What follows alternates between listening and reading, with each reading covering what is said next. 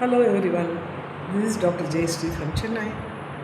உங்களுக்கு சந்தோஷமாக lunch time ஏன் பேசுகிறேன்னா, இன்றைக்கி எங்களுக்கு ஆஃபீஸில் வெஜிடபிள் பிரியாணி கொடுத்தாங்க. வெஜிடபிள் பிரியாணின்னா நிறைய வெஜிடபிள்ஸ் போட்டு அதில் வந்து எங்கள் ஆஃபீஸில் எங்கள் மெடிக்கல் காலேஜ் கேன்டீனில் வந்து டபுள் பீன்ஸ், மொச்சக்கொட்டை இதெல்லாம் இருக்கும். ஒரு நாள் ஃபுட்லேயும் ஒரு அந்த மாதிரி பருப்பு ஆட் பண்ணுவாங்க. இப்போ சப்பாத்தி கொடுத்தாங்க, பூரி கொடுத்தாங்கன்னா அதோட காய்கறி கொடுப்பாங்க இல்லையா, சைட் டிஷ்ஷில். எந்த சைட் டிஷ்லையும் எங்கள் ஆஃபீஸில் பசங்களுக்கு கொடுக்குறது தான் எங்களுக்கும் கொடுப்பாங்க. அதில் வந்து பார்த்திங்கன்னா பச்சை பட்டாணி இருக்கும், உருளைக்கிழங்கு பச்சை பட்டாணி, இல்லை கத்திரிக்காய் மொச்சக்கட்டை, இல்லாட்டி ஒரு காரக்குழம்பு வச்சாங்கன்னா கூட பார்த்திங்கன்னா அதில் என்ன இருக்குன்னா வெண்டைக்காய், சுண்டக்காய் காரக்குழம்பு, அதில் மொச்சக்கொட்டை இருக்கும்.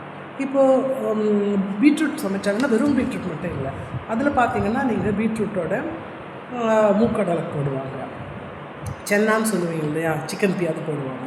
அப்புறம் இது பார்த்திங்கன்னா ஏதாவது ஒரு குழம்பு பார்க்கும்போது அதில் பச்சை பட்டாணி இருக்கும், ஏதாவது ஒன்று இருக்கும். அது எதுக்குன்னா பல்சஸ் வந்து ப்ரோட்டீன், வெஜிடபிள்ஸ் வந்து மினரல்ஸு, விட்டமின்ஸ்லாம் உங்களுக்கு தெரிஞ்ச விஷயம்.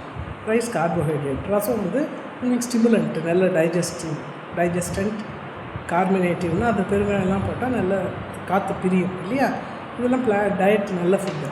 கடைசியில் மோர் குடிச்சிங்கன்னா உங்களுக்கு ஒரு சல்லமாக, தயிர் வேண்டாம், மோர் வந்து இங்கெல்லாம் நல்ல சூத்திரிங் எஃபெக்ட் இருக்கும்.